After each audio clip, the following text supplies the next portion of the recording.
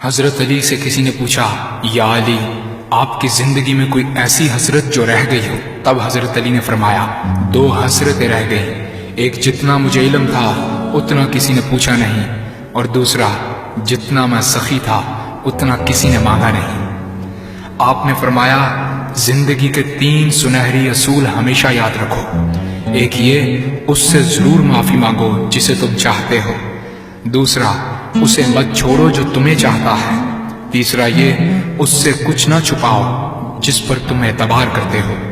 آپ نے فرمایا، دوست سے سنبھل کر دوستی کرو، ہو سکتا ہے وہ کسی دن تمہارا دشمن بن جائے، اور دشمن سے سنبھل کر دشمنی کرو، ہو سکتا ہے وہ کل تمہارا دوست بن جائے۔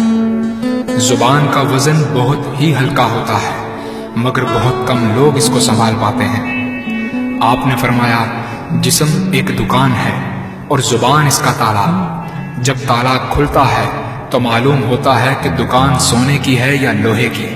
زندگی تیز ہواؤں کی مانند ہے، جس نے اس کی آندھیاں برداشت کر لی وہ کبھی غم کی گھٹا نہیں دیکھتا، سر سبز و شاداب باغ دیکھتا ہے۔ حضرت علی سے کسی نے پوچھا، یہ کیسے پتا چلے گا کہ جو پریشانی یا مصیبت ہم پر آئی ہے وہ اللہ کی طرف سے آزمائش ہے یا ہم پر اللہ کی طرف سے سزا ہے؟ آپ نے جواب دیا، جو مصیبت تجھے اللہ کی طرف لے جائے وہ آزمائش ہے، اور جو مصیبت تجھے اللہ سے دور کر دے وہ سزا ہے۔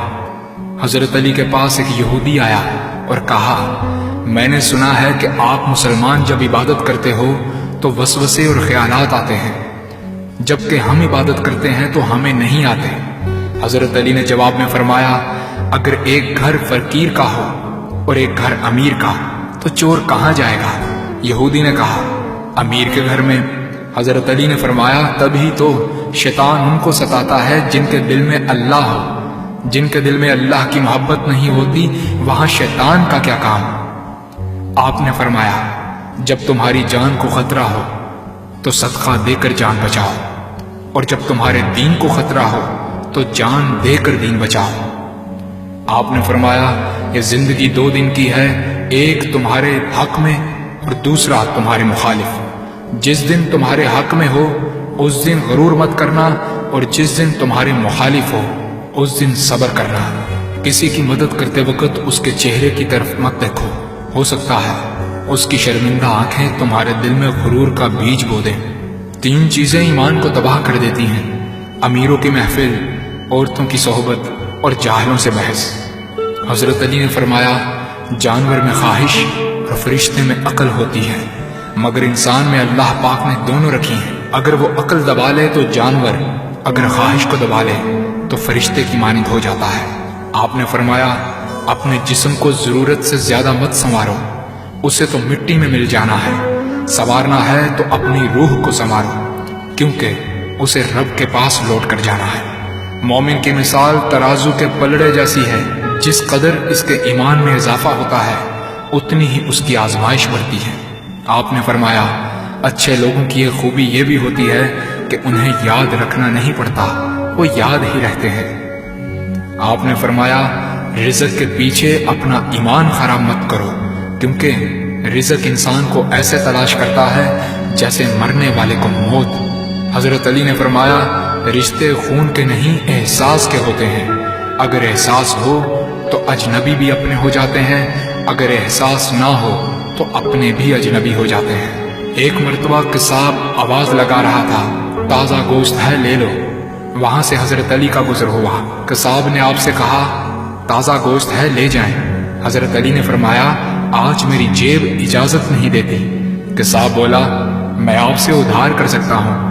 اس سے آپ نے ایک بہت حکمت سے لبریز جملہ ارشاد فرمایا۔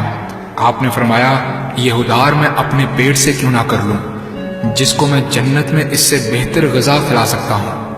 حضرت علی نے فرمایا، لفظ انسان کے غلام ہوتے ہیں مگر صرف بولنے سے پہلے تک، بولنے کے بعد انسان اپنے لفظوں کا غلام بن جاتا ہے۔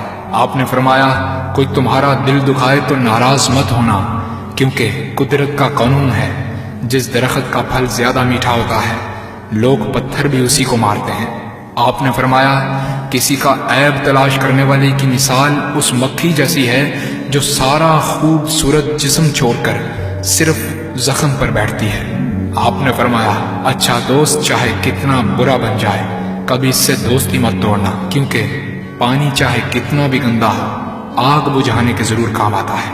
آپ نے فرمایا زندگی کے ہر موڑ پر صلح کرنا سیکھو، کیونکہ جھکتا وہی ہے جس میں جان ہوتی ہے، اکڑنا تو مردے کی پہچان ہوتی ہے۔